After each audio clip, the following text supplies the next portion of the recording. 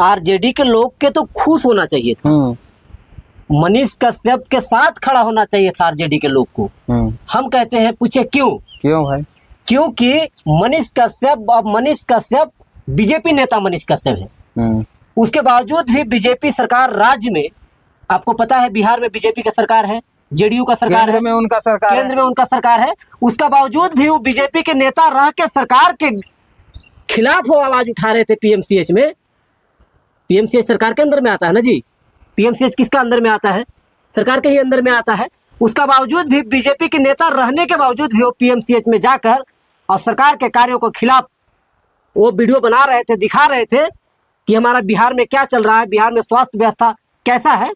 तो इस बात को लेकर तो ताली बजाना चाहिए था आरजेडी के लोग को, लेकिन आरजेडी के लोग उनको गाली दे रहे हैं।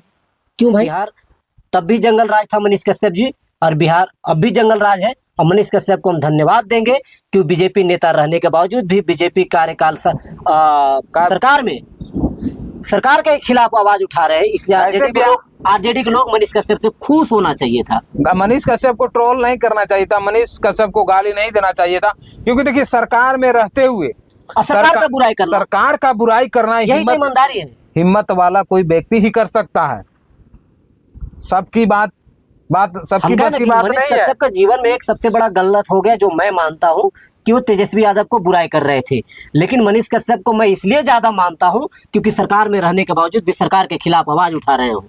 अच्छा, आज तक हमको ये पता नहीं चला कि तेजस्वी यादव मनीष कश्यप को बोला क्या था।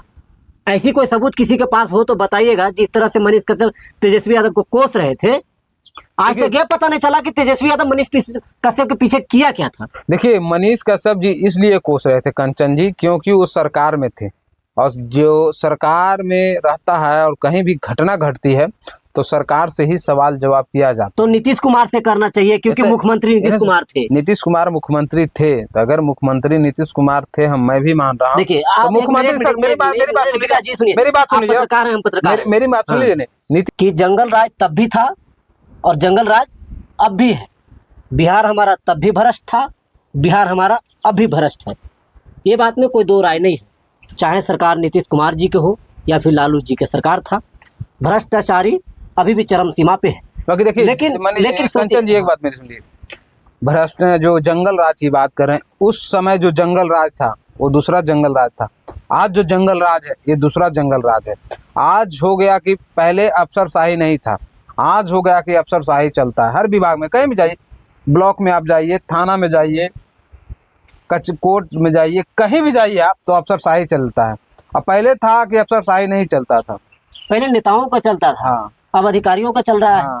फर्क इतना ही है। पहले नेताओं का चलता था बिहार में, अब अधिकारियों का चल रहा है। आप इस वीडियो को मनीष कश्यप तक के पहुंचाइए ताकि उनको पता चले कि बीजेपी में ज्वाइन करने के बाद उनको क्या क्या नुकसान हुआ है और क्या क्या समस्या झेलना पड़ा है। अच्छा, तो आरजेडी में आ जाएंगे कंचन जी तो नुकसान नहीं होगा? नहीं, किसी पार्टी में नहीं रहना चाहिए उनको, निष्पक्ष। हाँ, जिस तरह से उनको दूध से धोकर नहाया जा रहा था, देख रहे थे सांसद का चुनाव लड़ रहे थे मनीष कश्यप, दूध से धोकर नहाया जा रहा था, नहवाया जा रहा था, नहा रहे थे, चंदा डोनेट हो रहा था, उसको उसके साथ बूढ़ा बुजुर्ग महिला बच्चा सब खड़ा था।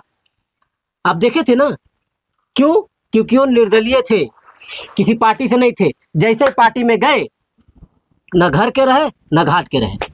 चलिए।